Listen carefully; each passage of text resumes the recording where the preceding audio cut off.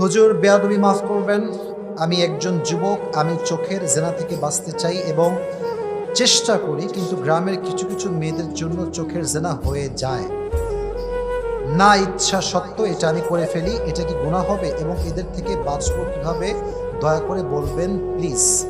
এটি একজন যুবক। আচ্ছা, it's very important for young people.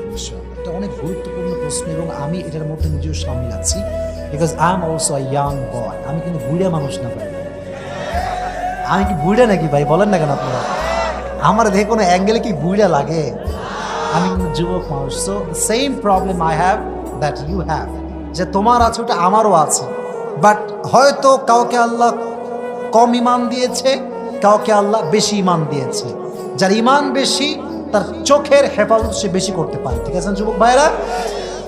So how can we protect, কিভাবে বাঁচাতে পারে? দেখেন প্রিয় ভাইরা, বাঁচানোর